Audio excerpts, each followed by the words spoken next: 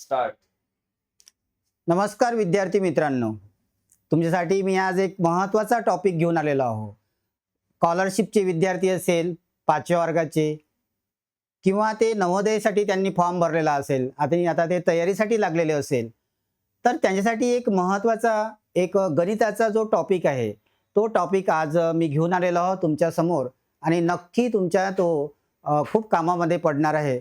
तो आहे अपूर्णांकाच्या बद्दल. एक छोटंसं एक्झाम्पल घेत आहोत ते जे नेहमी पेपरमध्ये दरवर्षीच्या पेपरमध्ये असते, स्कॉलरशिपच्या पेपरमध्ये पण असते आणि नवोदयच्या पण पेपरमध्ये ते एक्झाम्पल असते. ते आहे मिक्स फ्रॅक्शनवर. एक एक्झाम्पल आहे 2n1/3. हे एकच एक्झाम्पल तुम्हाला जर समजलं तर अशा पद्धतीचे तुम्ही खूप सारे एक्झाम्पल याच्या म्हणजे तुम्ही सोडवू शकता.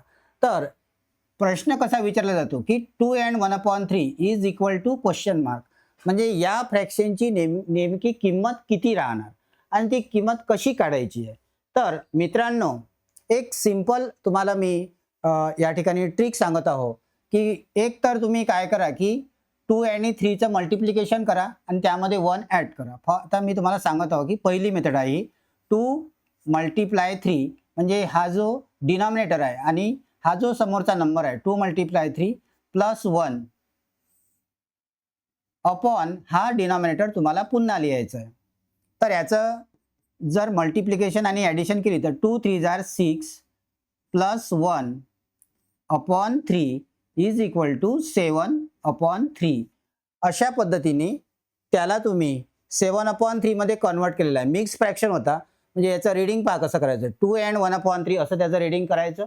हा मिक्स फ्रॅक्शन होता आणि त्या मिक्स फ्रॅक्शनचं रूपांतर आता झालेलं आहे 7/3 मध्ये. आपल्याला याची किंमत दशांश अपूर्णांकामध्ये काढायची आहे, म्हणजे पॉईंटमध्ये आपल्याला याचा आन्सर काढायचा आहे. आणि त्याकरिता सिम्पली तुम्हाला एक काम करायचं आहे की 7/3 याचा अर्थ काय होतो. तर 7/3चा अर्थ काय होतो, तर 7ला 3 ने डिवाइड करायचं आहे. 7ला 3 ने डिवाइड करायचं आहे. आपली जी मेथड आहे, जी आपण 3rd स्टँडर्ड पासून आपण शिकत आलेलो आहोत, 7 आणि ही जी अपॉनची जी लाईन आहे याला तुम्ही डिव्हिजनची लाईन समजायचं. म्हणजे ॲक्च्युअलमध्ये जरी ते अपूर्णांक आहे, म्हणजे फ्रॅक्शन आहे तो, तर पण ॲक्च्युअलमध्ये काय करायचं, तर ॲक्च्युअलमध्ये डिव्हिजनच करायची आहे. मग 7/3चा अर्थ काय, तर 7ला 3 ने डिवाइड करणे. 7ला 3 ने डिवाइड करणे. मग आता 7 3च्या टेबलमध्ये येतात का, नाही येत. मग 3चा जो टेबल आहे, 3च्या टेबलमध्ये 6 तर येतात ना. जे 7च्या अगदी जो क्लोज जो नंबर आहे 3च्या टेबलमधला तो आहे 6. म्हणजे 3 1 जार 6, 3 2 जार 6, 3 2 जार 6, 7 - 6 इज 1. आता याला काय म्हणायचं, तर याला रिमाइंडर म्हणायचं, म्हणजेच आपण बाकी म्हणतो त्याला, याला कोशंट म्हणायचं. पण आपल्याला याचं पूर्ण कंप्लीट आन्सर पाहिजे, पॉईंटमध्ये आपल्याला आन्सर पाहिजे. आणि ते पॉईंटमध्ये आन्सर काढण्यासाठी इथे आपल्याला पॉईंट घ्यावा लागेल, इथे 0 घ्यावा लागेल. 3 ओके, सॉरी, या ठिकाणी आपल्याला 3 2s आर पाहिजे आहे. ओके, 3 2 जार 6, नंतर पॉईंट घ्यायचा आहे. इथे आपल्याजवळ 1 राहिलेला होता, 7 - 6 1, 0 घ्यायचा आहे. आणि 3च्या टेबलमध्ये आता 3 3 जार 9, 3 3 जार 9, 10 - 9 इज 1, 10 - 9 इज 1. हे डिव्हिजन आता कंटिन्यू करायची आपल्याला, ही डिव्हिजन कंटिन्यू करायची आहे. पहा, परत जर आपण हे जर 10 जर 0 जर घेतलं तर परत 10 झाले आणि नंतर मग काय येणार, तर 3 3 जार परत 9 येणार, जे 10 - 9 परत 1 येणार. हे कंटिन्यू होत राहणार, हे कंटिन्यू डिव्हिजन हे संपणार नाही. मग अशा वेळेस काय करायचं, तर अशा वेळेस हे जे 3 3 जे आता डबल डबल जे येत आहे, तर काय करायचं की याला आपण समजा हे असं लिहिल्यानंतर इथे एक अशी रेज द्यायची आणि त्याचं जे आन्सर आहे ते आन्सर संपवून टाकायचं, म्हणजे 2.333 बार असं त्याचं आन्सर म्हणजे आपल्याला पाहावं लागेल, किंवा 2.33 असं आपण ॲक्च्युअलमध्ये ते आन्सर आपण घेऊ शकतो. तर अशा प्रकारे 2n1/3 याचं आन्सर आपल्याला म्हणजे आपण काढू शकतो. तर हे एक फ्रॅक्शनचं एक्झाम्पल होतं. नेक्स्ट आता एक दुसरं एक्झाम्पल आपण घेत आहोत.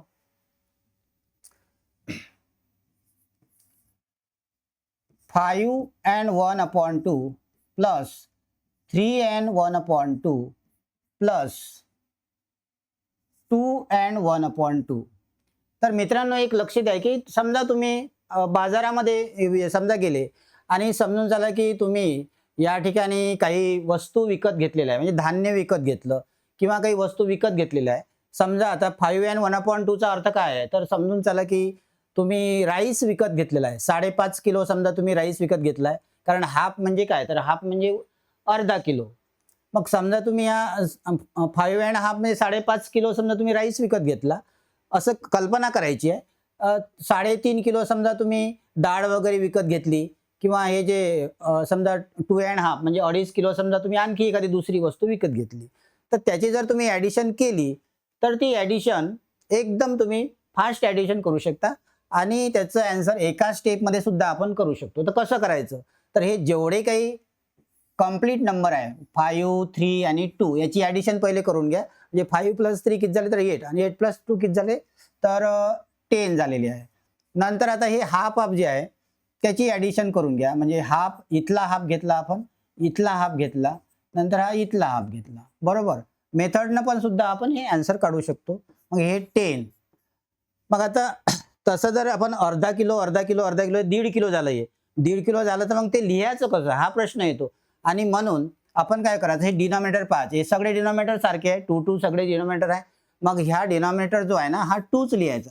नाही तर मुलं काय करतात 2 + 2 + 2 करतात, पण डिनॉमिनेटरची सारखी असताना कधीच ॲडिशन करायची नाही. आणि हा 2 जर आहे तर फक्त 2च ठेवायचा. आणि हे जे न्यूमरेटर आहे या न्यूमरेटरची ॲडिशन करा. म्हणजे 1 + 1 + 1 तर हे होणार 10 + 3/2 आणि मग याचा ॲन्सर येईल 10 and 3/2.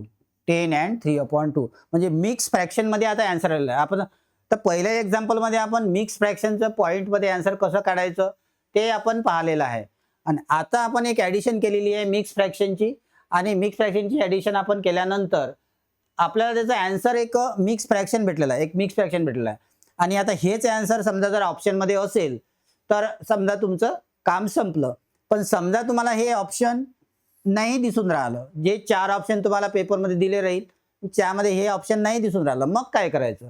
तर मग परत पुन्हा तीच क्रिया करायची आहे.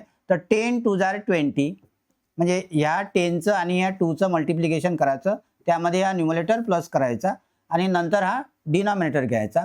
तर 10 2 20 + 3/2 म्हणजेच किती तर 23/2.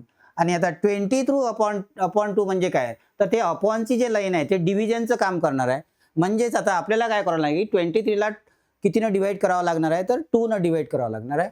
आणि 23ला जर तुम्ही 2नं डिवाइड केलं तर 2 1 2 2 - 2 0 नंतर हा 3चा नंबर घ्यायचा, परत 2 1 2 करायचं, 3 - 2 1 आहे, नंतर इथे पॉईंट घ्यायचा, इथे 0 घ्यायचा आणि 2च्या टेबलमध्ये 10 येतात म्हणजे 2 5 10 आणि अशा प्रकारे हा रिमाइंडर 0 झालेला आहे. म्हणजेच तुमचं ॲन्सर जे आलेलं आहे ते ॲन्सर आलेलं आहे तर 11.5 हे ऑप्शनमध्ये तुम्हाला ॲन्सर दिसायला पाहिजे. तर अशा प्रकारे हे आजच्या पहिल्या चॅप्टरमध्ये ही 2 एक्झाम्पल आपण घेतलेले आहे. पुढच्या येणाऱ्या क्लासमध्ये आपण यापेक्षा खूप सारं चांगले आपण एक्झाम्पल शिकणार आहोत. बिलकुल तुमच्यासाठी नवोदय स्कॉलरशिपची जी एक्झाम आहे ती एवढी म्हणजे तुम्हाला तयारी तुमची करून देणार आहे की नक्कीच तुम्हाला त्याचा फायदा होईल. आणि आजच्या क्लासमध्ये आपण इथे थांबतो. पुन्हा भेटूया पुढच्या क्लासमध्ये. Thank you very much.